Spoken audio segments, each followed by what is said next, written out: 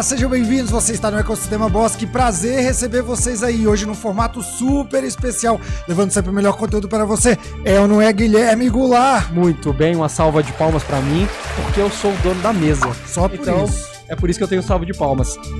Excelente. Hoje o programa tá diferente, né? Hoje nós temos o nosso careca preferido, Alan Jones, porque o Alan Jones sabe como é que é, né? Não chegou ainda do Chile, continua em terras internacionais, mas em breve estará aqui no programa próximo programa que será com o professor Limar. Professor Limar. Da Fundação Dom Cabral. A gente acabou de datar esse programa que estava sendo gravado, então isso quer dizer que a gente tem que soltar esse programa até antes de quarta-feira.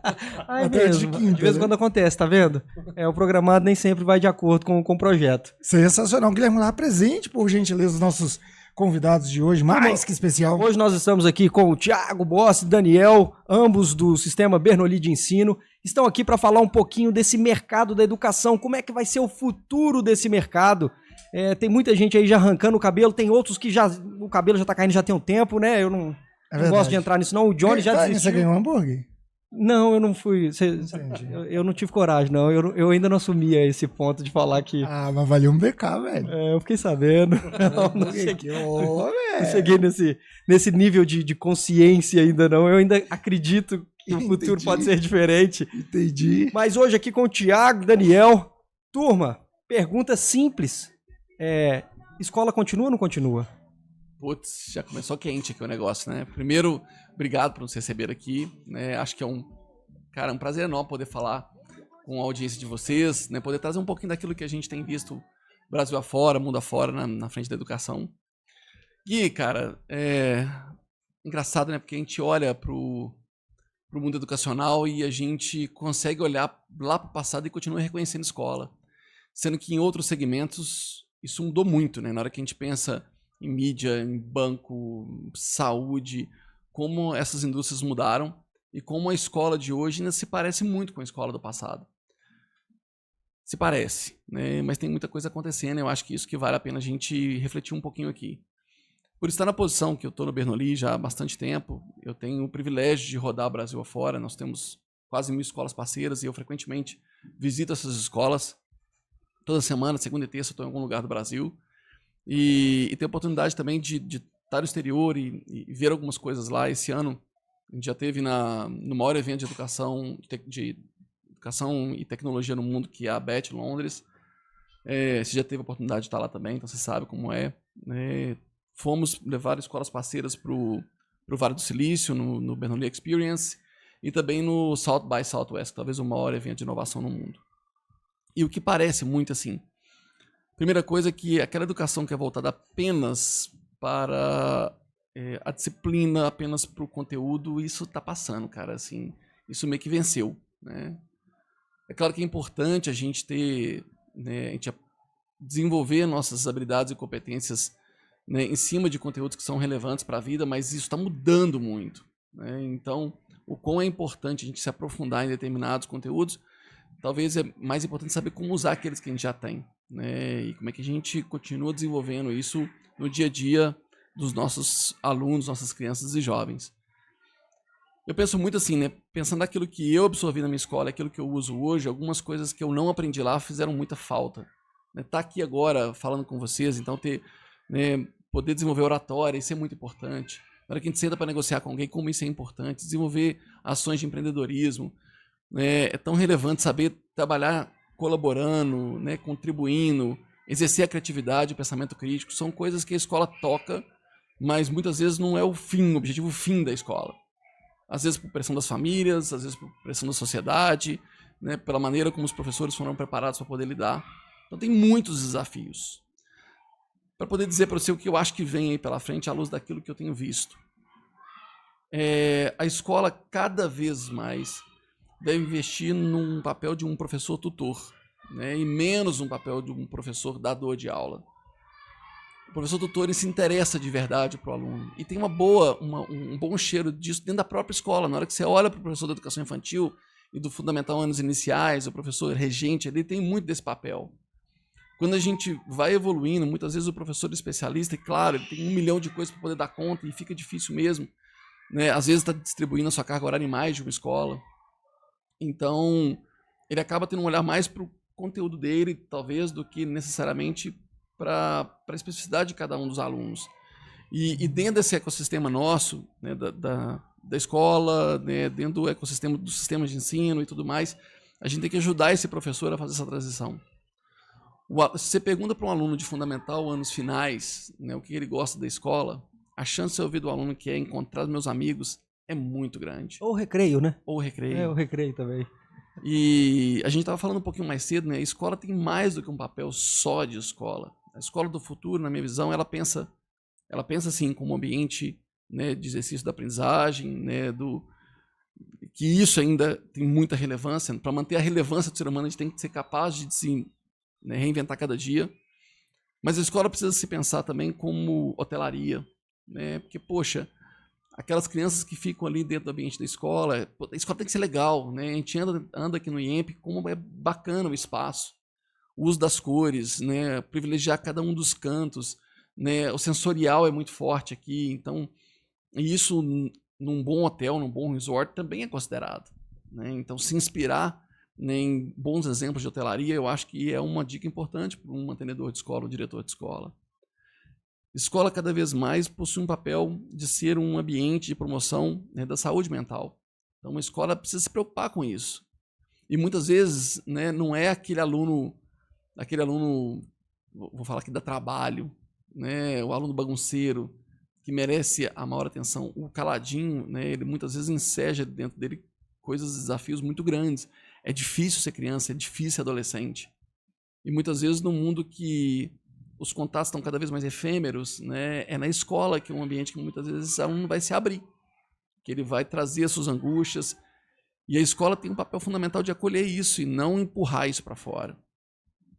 E um terceiro ponto que eu acho que a escola precisa considerar e pensar em ser é um ambiente de entretenimento.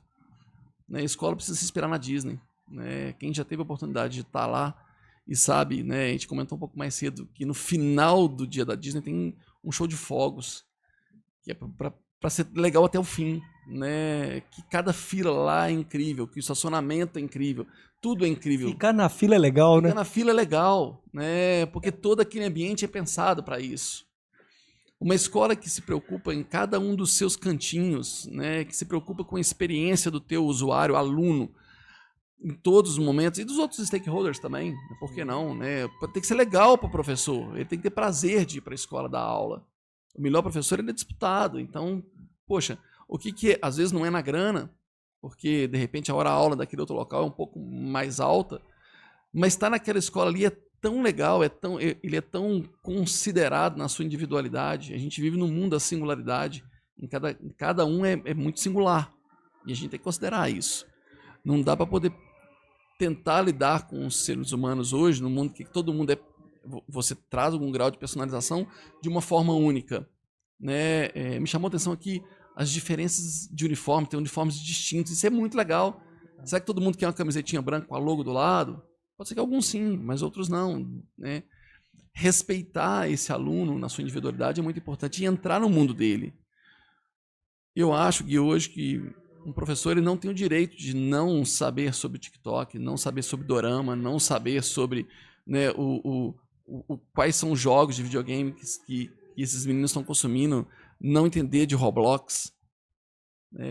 É obrigatório que esse professor faça o movimento dele baixar o olhar no olho do olho daquele aluno. Eu estou falando em todos os aspectos. Hoje, na hora que a gente vê um aluno consumindo, né, como consome cultura coreana, na intensidade que consome, absurdo. É uma loucura. E você tem a obrigação de entender disso, porque é o teu cliente. Ele está lá dentro, ele passa muito tempo dentro da escola. A oportunidade que uma escola tem de ser significativa na vida do aluno, para o bem e para o mal, né, é gigantesca. Que é o espaço que, acordado, ele passa mais tempo durante a sua infância e sua adolescência. Né? A gente não pode abrir mão desse papel que é nosso. Se a gente abre mão de um mercado que é muito capilarizado ainda, né, tem o número de instituições é gigantesco. No Brasil, nós temos quase 40 mil escolas particulares. Na área de Belo Horizonte, nós temos 700 escolas. Veja só. É escola demais. É escola demais. E muitas vezes escolas com poucos alunos, né? Porque você pega 8 milhões de alunos por 40 mil escolas, são 200 alunos em média por escola. E muitas vezes as instituições não conseguem ter um nível de gestão mais apurado. E aí vai uma dica importante para o educador que está nos vendo. Troque, se abra, demonstre a sua fragilidade, conversa com um coleguinha que também é dono de escola, que é coordenador de escola. A importância de você trocar é muito grande. As pessoas acham que elas têm um grande segredo, que ela não pode contar para ninguém, tem que falar baixinho. Cara, assim, entre você contar e executar tem uma distância monstruosa. Isso a gente vê muito no Vale, né? Demais. O compartilhar, troca, né? A troca. Quando o Gui fala do Vale, que ele teve a oportunidade de estar lá também, a Vivi aqui da escola também teve a oportunidade de estar lá, todo mundo fala com muito gosto sobre a sua ideia. Porque às vezes, na hora que você vem e traz um ponto de fragilidade, você está me ajudando já a ajustar. Agora, a gente acha que a gente é, desculpa, né? O pica das galáxias. O que a gente fez é que não pode compartilhar com ninguém. Né? Eu falo já que as pessoas têm uma grande dificuldade em mostrar fragilidade. Né? Olha, ou até mesmo o oposto. O cara que é detentor do produto perfeito. Ele, não, alguém vai copiar, amigão. Deixa eu te falar, não é assim que o mundo gira. Com certeza. Então, realmente, a gente tem na educação essa fragilidade, e trazendo dentro dessa fragilidade, tirando essa parte que nós temos que ter uma escola encantadora do entretenimento, que tem que ter fogos no final, né? O Thiago trouxe uma visão sobre ter fogos no final, como os eventos da Disney, todo parque tem a queima de fogos. Né? Tem que ter uma finalização legal, então a pessoa tem que querer continuar ali dentro. Nós temos essa função do aprendizado em si, né? Só que nós temos que fazer um aprendizado que tem significado, senão não dá certo. Mas nós temos o desafio da gestão. Hoje, conhecendo essa quantidade de escola que vocês conhecem, Daniel atendendo 225 escolas, qual que é a maior trava, o maior empecilho hoje do gestor escolar? O que vocês veem como grande dificultador do gestor escolar? Gui, falta muito preparo, sem dúvida nenhuma. Né? Conceitos básicos de administração, de gestão, né? Porque escola ou é um sonho muitas vezes de uma educadora que começou com uma escolinha pequenininha na casa dela e aquilo virou um negócio, ou às vezes um grupo de professores que veio de cima descendo com uma escola, mas muitas vezes educadores cheios de boas ideias, né? Das boas intenções, mas que não entende de fluxo de caixa, que não entende de gestão de clientes, né? Que não entende, né, de como aquele ambiente que ele está ali, né, se comporta no ambiente do entorno daquele espaço físico que ele está no bairro, na cidade. Então, buscar aprendizado, buscar evoluir é muito importante, né, é fundamental, né, para te colocar num ambiente de hoje. E uma outra coisa que eu acho que é uma fragilidade enorme visitando a escola é a transferência de responsabilidade. Então, eu chego numa escola, em algum lugar do país, e pergunto como é que estão as coisas aqui. Não, aqui está perfeito, maravilhoso e tal, fantástico. Porém, existe uma escola do outro lado da rua que ela só joga sujo. Né, e por conta disso a gente fica brigando aqui por preço, e aí, né, o mercado é muito ruim, e eu faço tudo de melhor e ninguém reconhece. Meu irmão, para de chorar. Assim, o que eu escuto disso é impressionante. Mas aí você fez uma análise do mercado em geral, não foi só da educação. Não foi só da educação, né? Porque o que eu vejo pessoas atribuindo a responsabilidade do insucesso, do fracasso mesmo, ao outro... É confortável, né? É muito mais fácil. Você empurra e pronto. E olha que interessante, se você não tem nenhum diferencial claro que te permita competir naquele mercado ou vencer naquele mercado, que é o ideal, a única disputa possível é por preço. E essa disputa por preço, ela é muito danosa, né? Quando, é claro, gente, assim, se você tem condição de fazer mais barato, ainda sem ganhar dinheiro, tá tudo certo. Ninguém tá falando isso, pode fazer. Agora, o grande lance é, quando você não tem condição de fazer isso, e para se manter competindo, como você não tem nenhum diferencial, você vai baixando, e o seu concorrente, da mesma maneira, você destrói o mercado. Você acaba. Você mata, inclusive, o cara que estava saudável. Mata todo mundo. Você vai morrer, mas você mata o outro cara também. Você arrasta. Né? Então, o cuidado em ter pontos de diferenciação que são seus. Né? Não transfira isso para o sistema de ensino ou para o professor XPTO. Tem que ser na instituição. Por que o IEMP é maior do que qualquer um que circula lá dentro? Ou porque o Bernoulli é maior do que qualquer um que circula lá dentro? Né? Isso tem que ser desenvolvido. Pode ser que seja por conta do espaço físico, pode ser por conta da metodologia de ensino, pode ser por conta da experiência dos projetos que são feitos lá. pode ser porque tem uma veia de empreendedorismo, ou tem foco em aprovação, ou o que quer que seja. Mas tem que ter uma clareza. Essa história de ser tudo um pouco é o famoso pato. Não é nada, né? Nada, assim. Não nada direito, não corre direito, não voa direito. Tá lá, faz tudo isso, mas faz mais ou menos, né? Eu acho que na vida tem um segredo muito grande do sim que você dá, mas especialmente do não que você dá. Não dá para ser tudo. Não tem jeito de fazer tudo. Você tem que dar alguns nãos. E dói fazer essas escolhas. O ponto é que, assim, o jogo está sendo jogado e você está participando do jogo, e se você fizer melhores escolhas, a maior chance de você ganhar. Existe, assim, puxando uma outra frente, fugindo um pouquinho da pergunta, mas na hora que a gente está lá no Vale, no South by Southwest esse ano, assim, a conversa foi inteligência artificial, inteligência artificial, inteligência artificial, e em 4 lugares, inteligência artificial. Os avanços que AI pode trazer para o mundo hoje, eles são comparados talvez ao advento do computador ou ao advento da internet. É outro jogo. Vai afetar tudo e mais um pouco. A FAA está liberando agora voo de carga nos Estados Unidos sem piloto. A gente anda na Califórnia lá, você tem a oportunidade de ver aqueles carros autônomos, já não é um negócio que você para, um carro autônomo. Não é o futuro, né? É o presente. É porque tem alguns lugares no mundo que estão no futuro para a gente. E para esses lugares, nós estamos no passado para eles. E a gente fala muito de Vale do Silício. China, então, a galera tá voando. E aí, na hora que a gente fica percebendo assim, poxa, tem muita coisa que a gente poderia fazer hoje aqui, que às vezes nem demanda grana, sabe? Demanda coragem de tomar algumas decisões. É o paradoxo da escolha, né? Para escolher algo, você tem que renunciar a outro. Tem que abrir mão de alguma coisa. Porque carregar tudo não vai dar para carregar.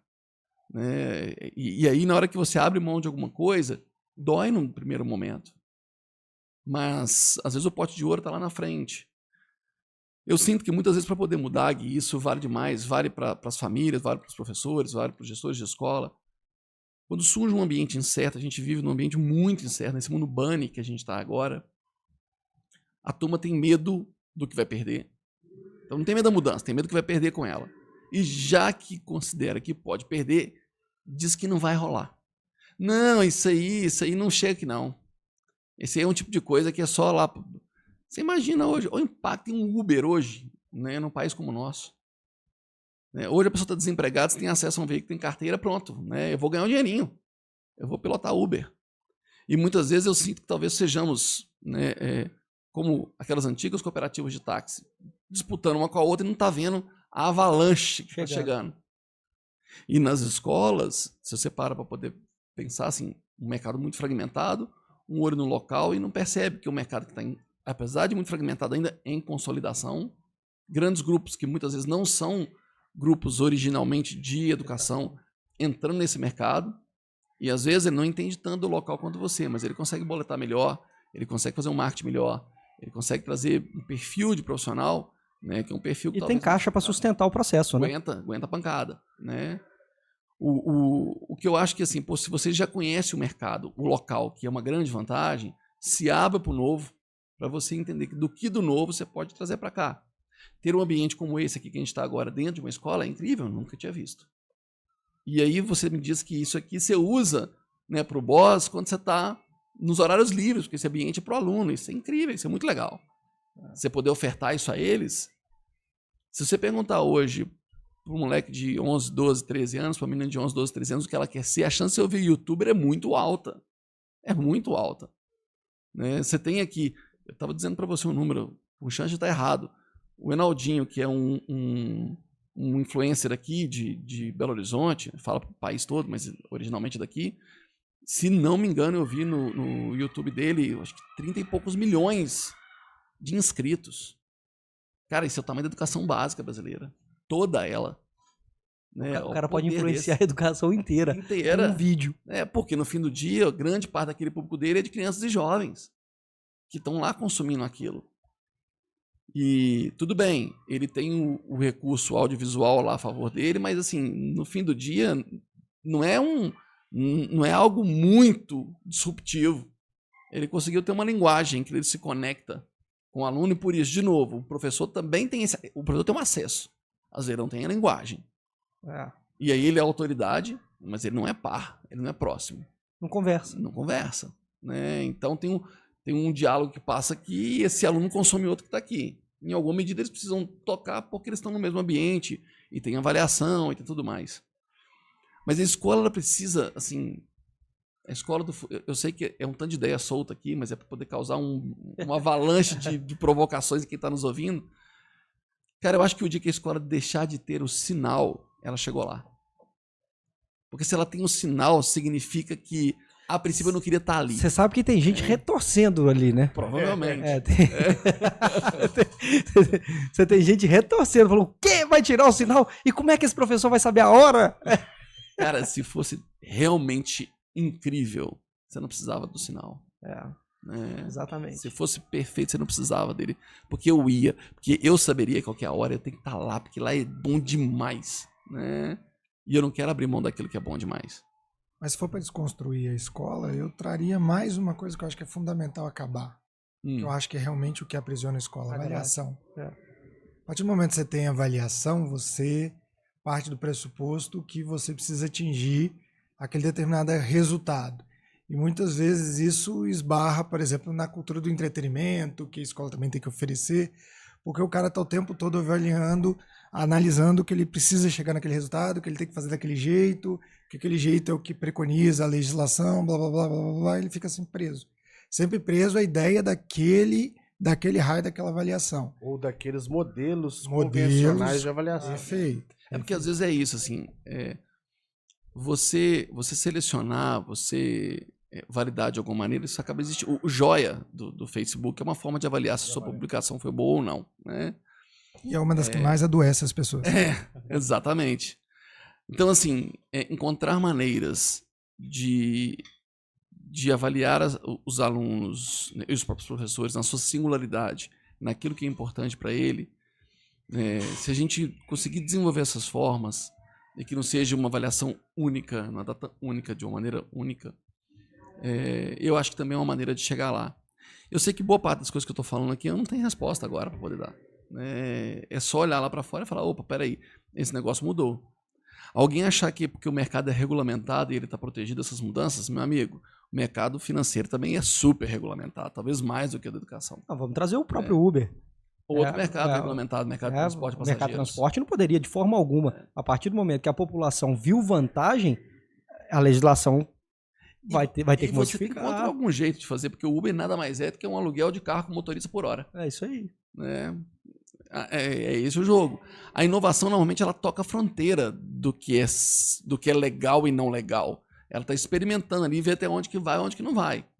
Né? E aí é o mais triste. Normalmente, a grande mudança ela não vem de dentro do mercado. Não. Comumente, ela vem de fora do mercado. Será que a educação vai passar por isso? Olhando para fora no mundo, eu não vejo, da maneira convencional, uma marca dominando a educação. Mas de uma forma tangenciando, ou de uma outra perspectiva, talvez a maior escola do mundo seja o YouTube. Né? Numa perspectiva em que você hoje, se você quer aprender, por exemplo, a fazer um carrinho de controle remoto usando sucata, ou aprender a fazer uma paella para o jantar, né, de sábado, tá lá. Você aprende tudo lá. Qualquer coisa você arranja. Né? De graça, né? De graça. Porque na história da disrupção é aquilo que a gente sabe bem, se digitaliza, aí você vem um período de decepção porque não é tão legal assim.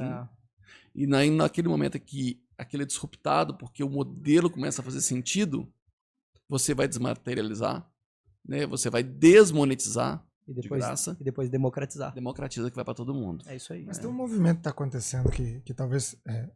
porque você citou o YouTube, eu lembro de já ter visto em algum lugar que o maior é a Hotmart. Só que, obviamente, ela cobra, né? Já não é mais tão de graça assim. Mas em se tratando de escola, os caras são... É porque lá só trata de educação, né? Só educação. Lá é só curso. Então, a maior plataforma de educação hoje é a Hotmart.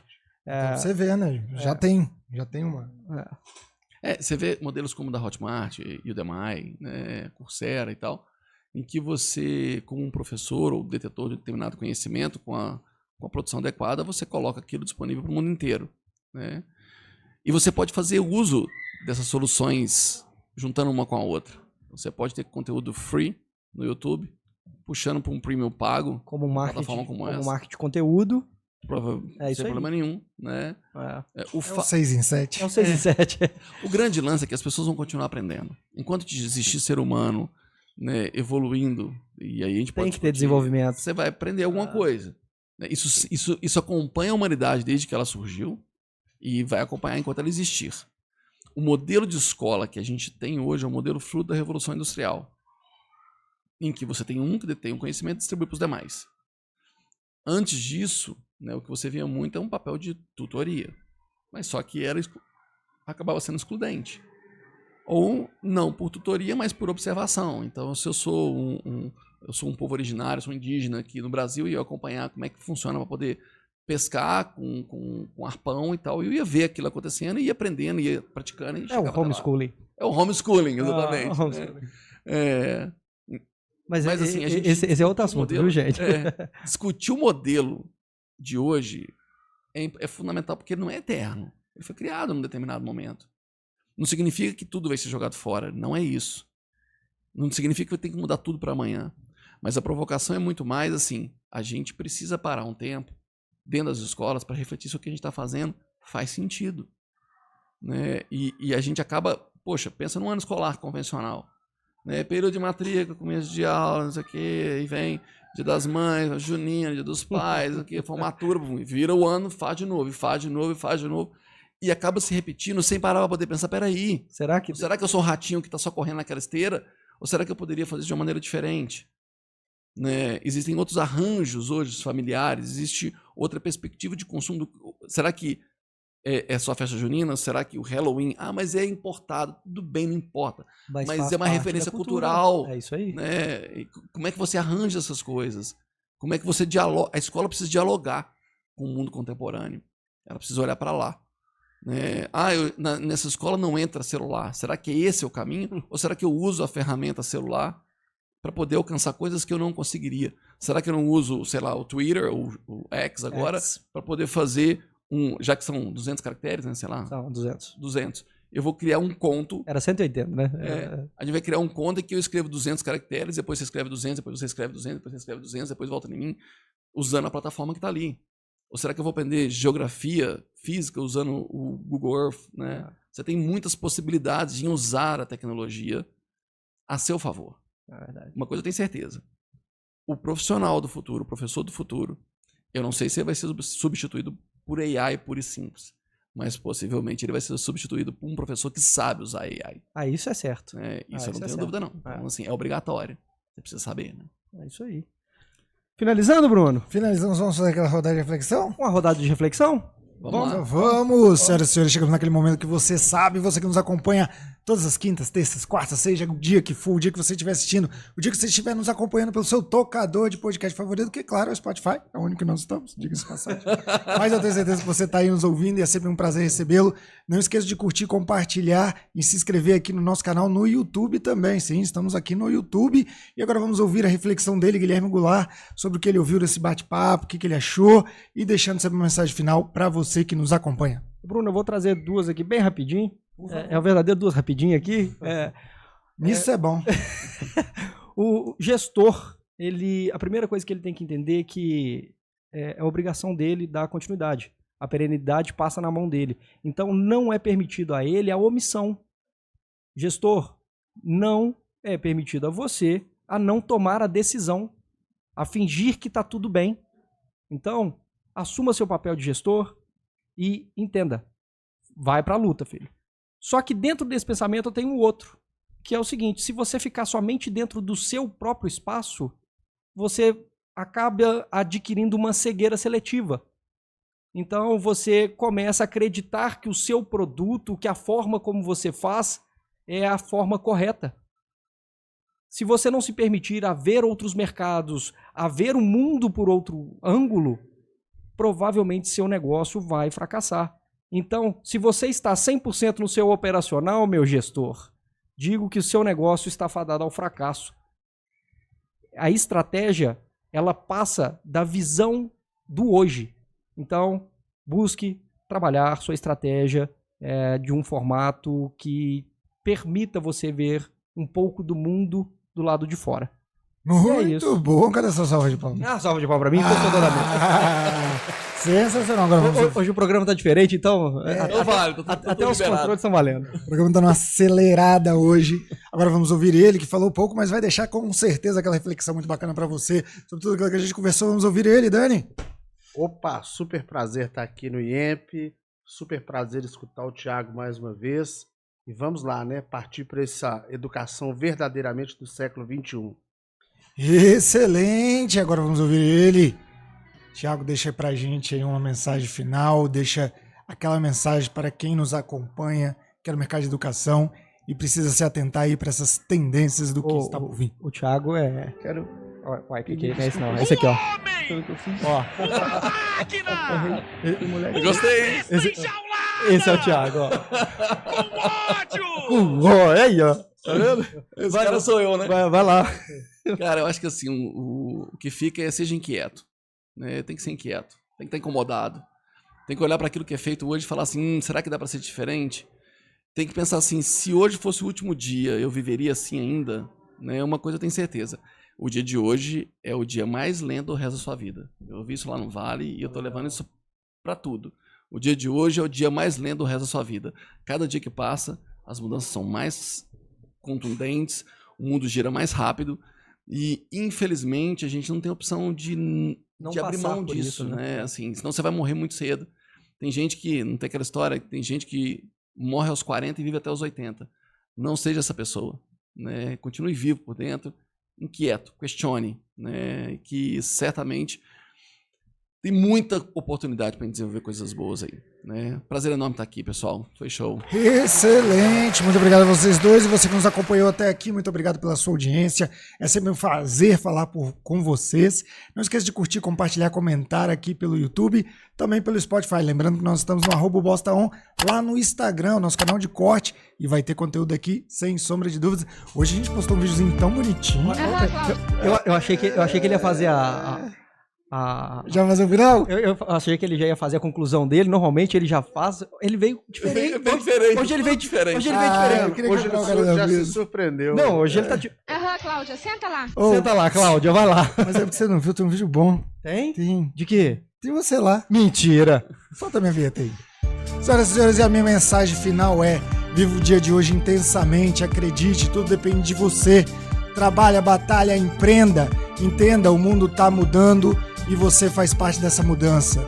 Viva a inovação, viva a disrupção, um olhar sobre a tendência e fique com Deus até a próxima, porque o Boss tá on. Valeu!